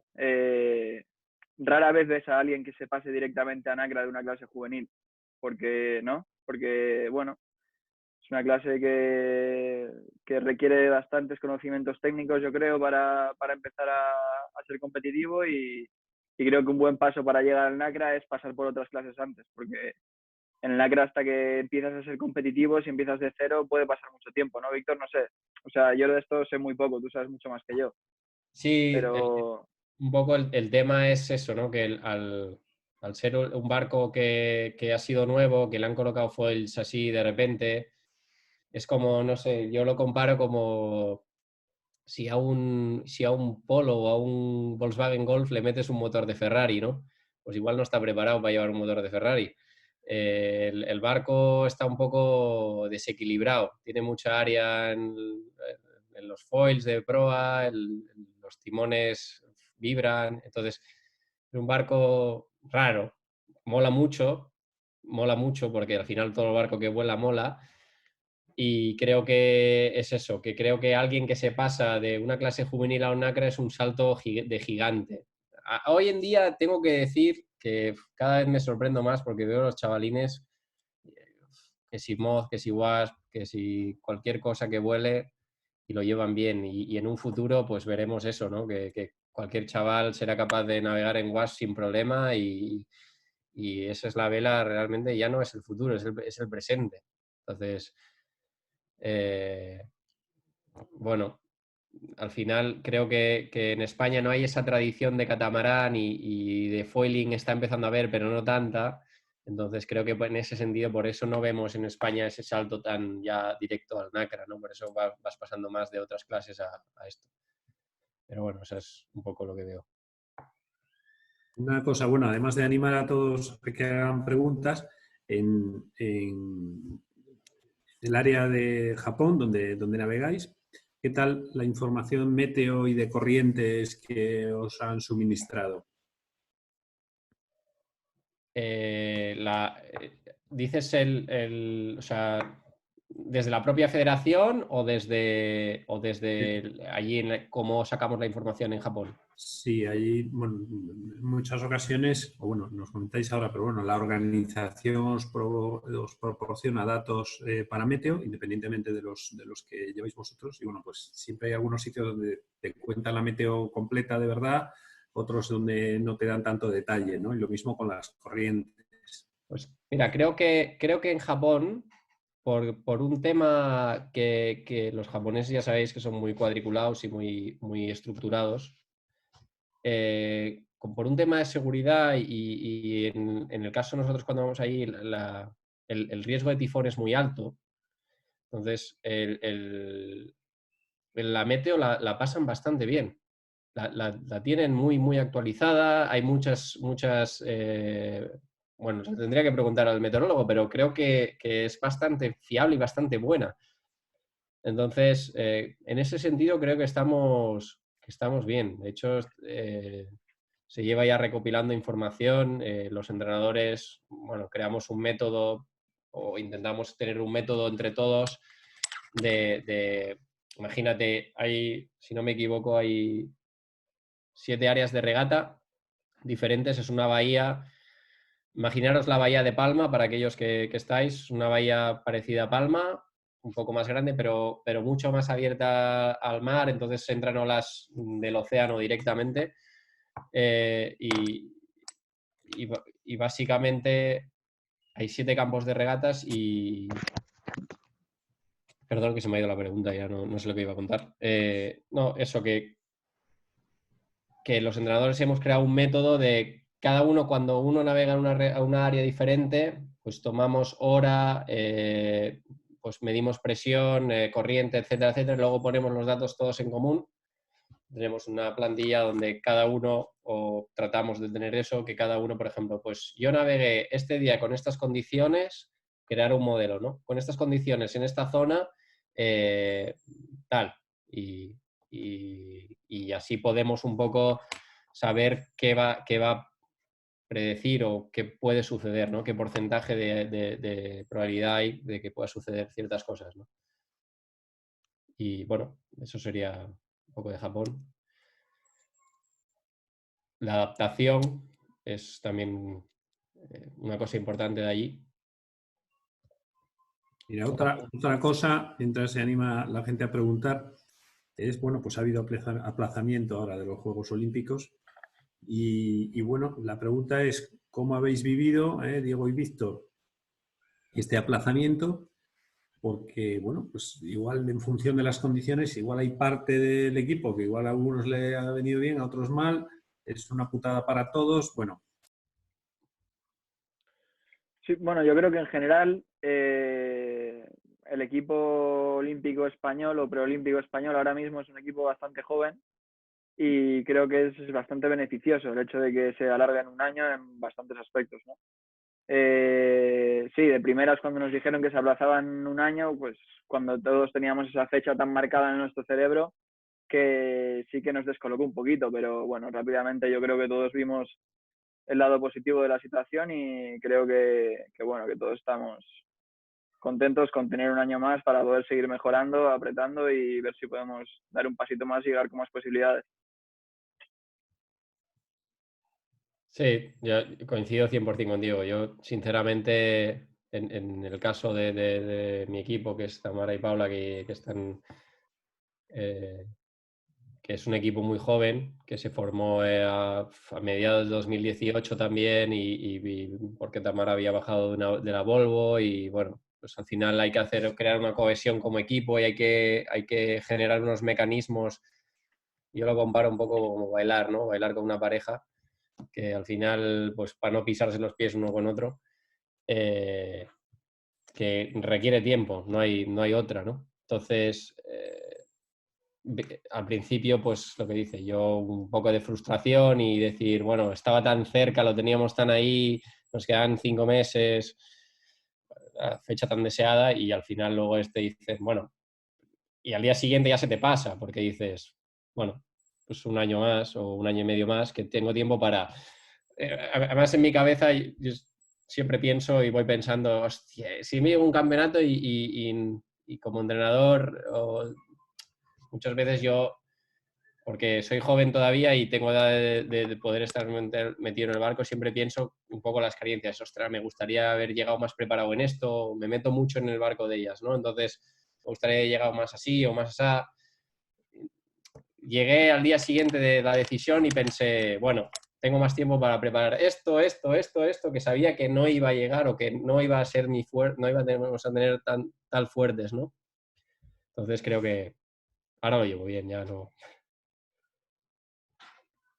Soy Pablo Gallo. Oye, una pregunta. Si se retrasa todo el campeonato, ¿vosotros vais a estar subvencionados o no vais a estar subvencionados? O sea, que te refieres que las becas son anuales y si se termina el año siguiente, ¿es eso a lo que te refieres? Efectivamente. O sea, ¿quién os va a pagar a vosotros todo el coste de entrenamientos y desplazamientos y todas estas cosas? Bueno, me encantaría poder contestarte a esta pregunta. Me encantaría porque también es una incógnita para nosotros a día de hoy. Entonces, el CSD en su momento anunció que no habría ningún problema, que las clases olímpicas ya clasificadas y tal podrían seguir con su actividad. Espero y deseo, por el esfuerzo que hacen los regatistas y bueno, que hacemos todos, que tengamos esos fondos para seguir representando, ¿no? Y seguir haciendo buenos números. Vale, muchas gracias. y hay una pregunta ahí, dice, ¿vais a ir a Tokio en las fechas de las Olimpiadas para tratar de navegar en las supuestas condiciones que encontráis en 2021? Buena pregunta también. Es algo que a día de hoy sigue siendo una incógnita. Realmente, sinceramente, muy a mi pesar, creo que no se va a poder por la situación en la que estamos viviendo. Creo que ahora mismo no debemos pensar tampoco en eso y agobiarnos en eso, sino los regatistas al final ahora mismo llevan 2 meses sin meterse en un barco y creo que hay que volver, ser consciente y volver al ABC, aunque suena un poco heavy, pero creo que hay que volver a los inicios. Y si no se puede en esas fechas, pues intentaremos en otras. De todas maneras, lo que te digo, para eso tenemos un feedback de años pasados y unas notas que hemos tomado que nos sirven para futuros veces que vayamos, ¿no? Y iremos con lo que tengamos.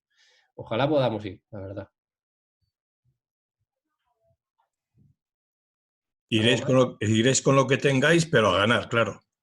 Eso siempre. Eso no dudes que todos los regatistas que están aquí, nadie te quiere perder. Nadie.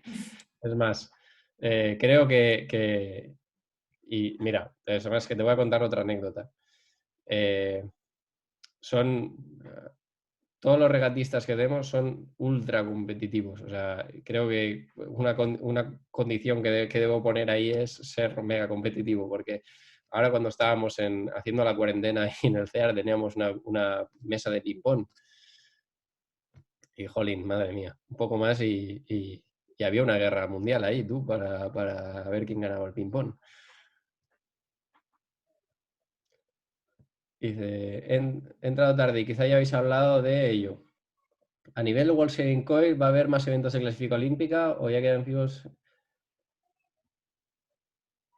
Pues dice, sí, World Sailing creo que no están definidos todavía, pero los está para anunciar, que va a haber otros eventos para la clasificación. Lo único, claro, World Sailing hace el anuncio, dice que va a haberlo, pero depende al final de las autoridades y de los gobiernos que tengan menos restricciones para poder organizar eventos. Sinceramente, en mi opinión, creo que nos va a tocar bastante ir al norte de Europa, porque a día de hoy son los que más avanzados están, si ellos quieren abrir fronteras. Los que más avanzados están, entonces, donde creo que puede haber competiciones deportivas antes es allí. Esa es mi opinión y mi punto de vista. No sé qué va a pasar. A nivel federativo, desde la federación ha dicho que va a apoyar los deportistas ya clasificados, o sea que ya tal, y deja abiertos los que todavía estaban en duda, en caso del FIN o en caso del láser, que se clasifiquen. Creo que, bueno, si la federación toma una decisión en su momento para unos juegos, creo que no tiene por qué rectificarla. No sé.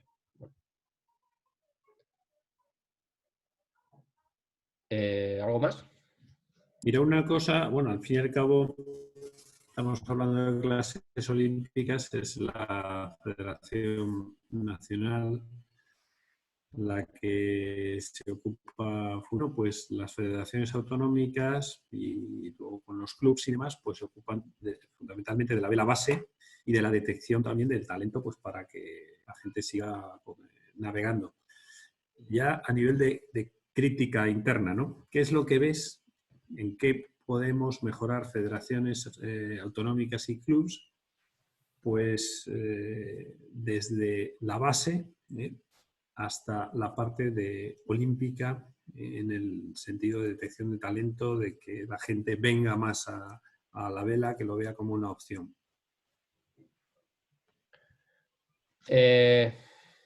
Es algo, la verdad que creo que se lleva muchos años luchando por lo mismo, ¿no? Y es una tarea muy, muy complicada porque al final creo que el gobierno en sí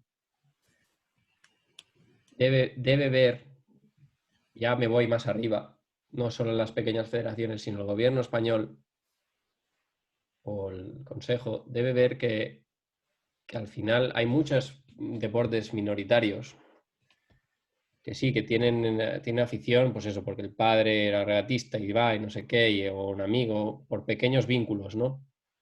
Pero tiene que abrir un poco más el ojo y ver que no todos son fútbol, baloncesto y poco más. Para ellos es fácil, porque es lo que llamo yo el pan y circo, ¿no? Creo que desde las federaciones territoriales, en este caso, es muy importante que los juveniles no acaben la fase del Optimis cansados de competir, vayan a la fase de juveniles y no se encuentren desamparados, sino en el sentido de que haya un buen grupo de amigos. O sea, yo seguí navegando, yo decidí ir a clase olímpica porque mi grupo de amigos estaba en el Club Náutico o en el CEAR, porque ese era mi vínculo. Entonces, que independientemente del resultado, se forme a regatistas en muchas cosas, que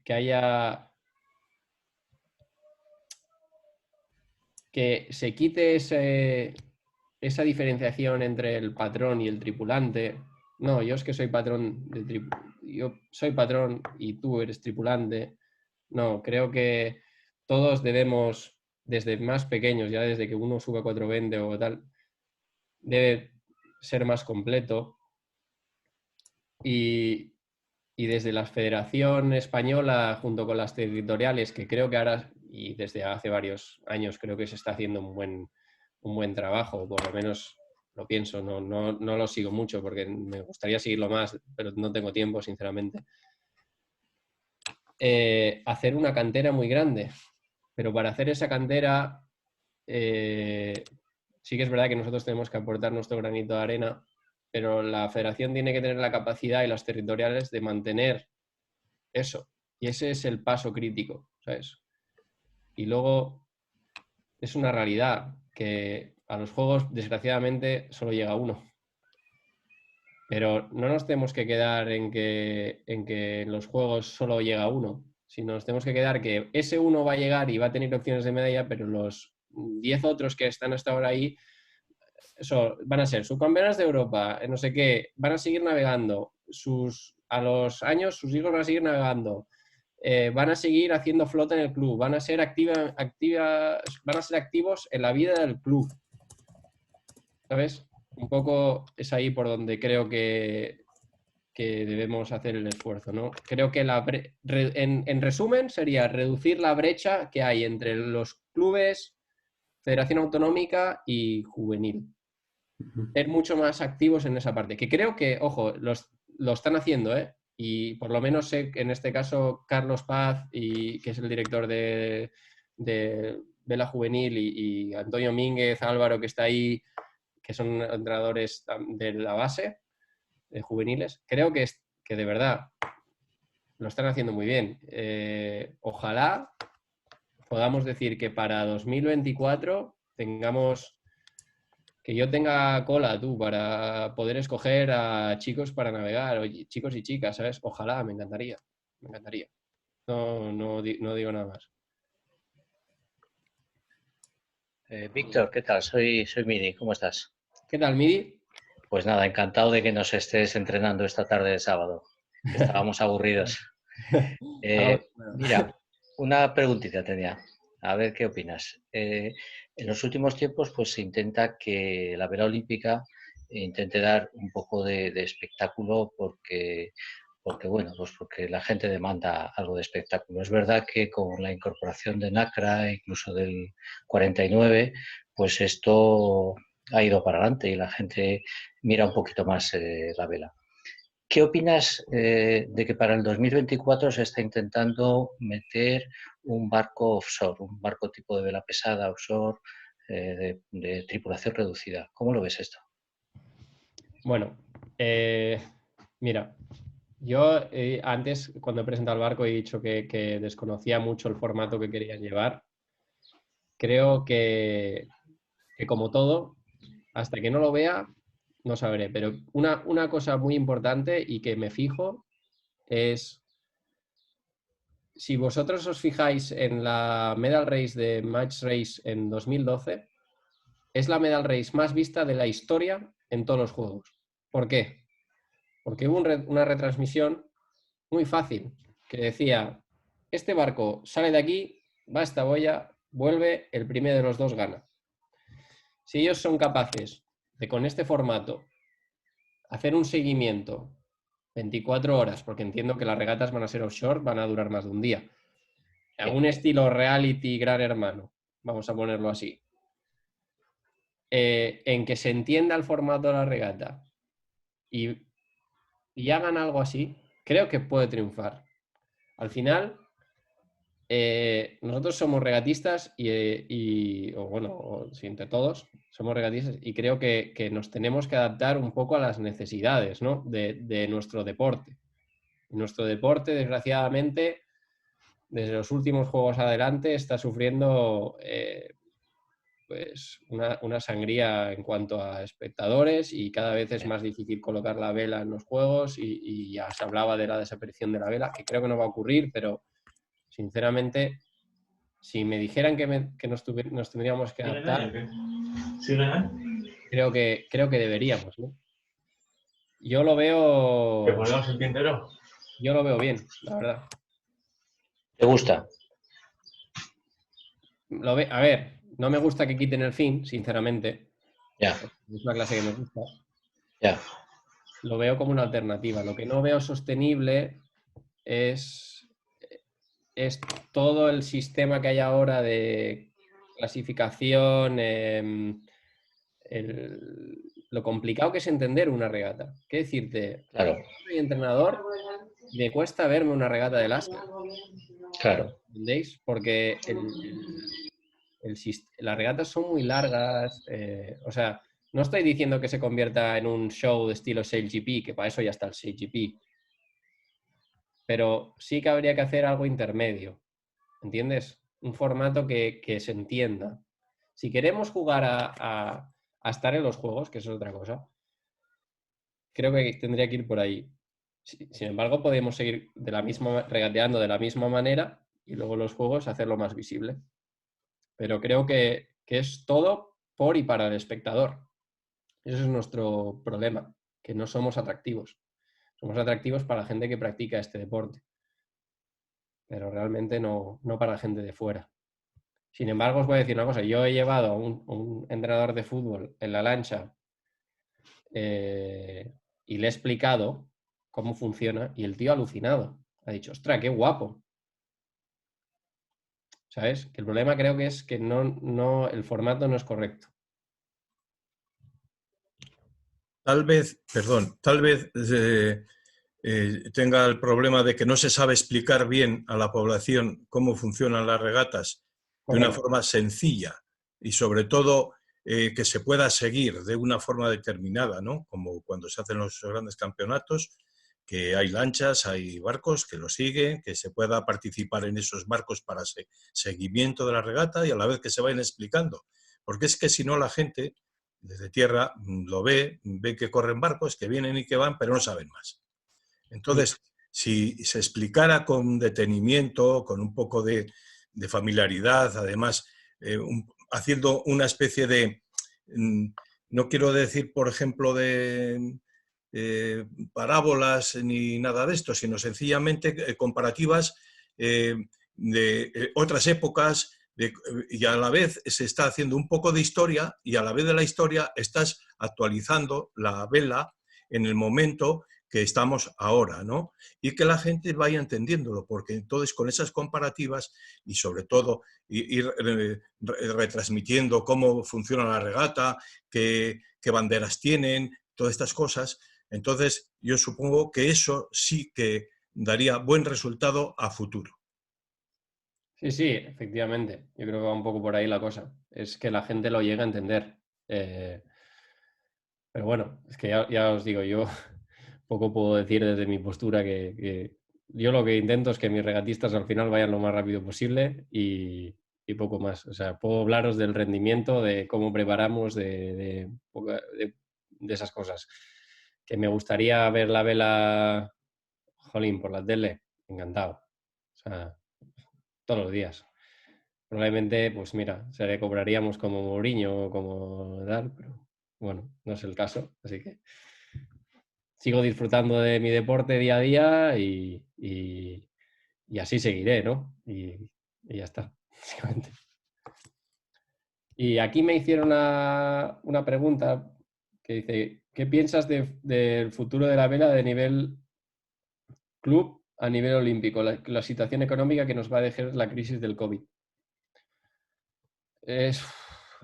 Después de esto, no sé cómo va a suceder. Ojalá, ya os digo, o sea, no sea tan grave como dicen y realmente podamos retomar todos la normalidad y seguir, pero creo que al final el que le gusta la vela va a seguir navegando y ya está, ¿no? Los clubes harán un esfuerzo para, como por ejemplo tú, Midi, cuando estabas ahí en el club, que hacías los esfuerzos necesarios para que la escuela se tirara para adelante, o, ¿sabes? Al final, si va a querer mantener los regatistas, los va a seguir teniendo. Entonces, bueno, iremos viendo, ¿no? Al final, yo creo que este país ya es experto en crisis, casi. Muy bien, pues nada, si no hay más preguntas, yo creo que ha quedado claro que lo que la vela enseña, pues se puede llevar a cabo en el trabajo o en la empresa, esa parte logística, de materiales, de meteorología, de física, ¿no? En los entrenamientos y las regatas, pues es importante sacar ese ciclo cerrado, ese feedback, ¿verdad? Pues para aprender no solo de lo bueno que se ha hecho, sino quizá también más de lo malo. También aquí en el chat comentaba Alejandro que los deportistas y los deportistas de alto nivel sois un ejemplo también para todos los demás, que eso hay que tenerlo en cuenta. Has hablado también de las metas conseguibles, ¿verdad? Y bueno, y de adaptarse al método y adaptarse a las personas, ¿no? Y también, muy importante, a nosotros nos toca también venderse de cara a los sponsors, que también es importante, y luego también se ha tocado el tema de la pareja con la que se navega, que es algo fundamental. Al final, pues, en la vela, pues parece que vamos de paseo sentados en un barco, pero bueno, lo que hay son unos auténticos atletas que se preparan, no solo física, sino psíquicamente. Y bueno, pues que ha quedado claro también que solo participar en unos Juegos Olímpicos, pues es ya todo un éxito. Bueno, yo creo que ha sido un lujo tener esta tarde con nosotros a Víctor Payá y a Diego Botín. Esperamos verlos en lo más alto del cajón en Japón, lo mismo que al resto del equipo olímpico, así que os deseamos muchísima suerte y agradecer también el ofrecimiento de Diego pues para todas las preguntas que, como ha dicho. Así que bueno, pues nada, muchísimas gracias de nuevo. Muchas gracias a todos los que lo habéis seguido y nos vemos en el agua. A ver si es pronto. Gracias a todos por aguantarme. Gracias, chicos. Muchas gracias. Gracias. Que vaya muy bien, Muchas mucha gracias. suerte. Hasta luego. Hasta luego.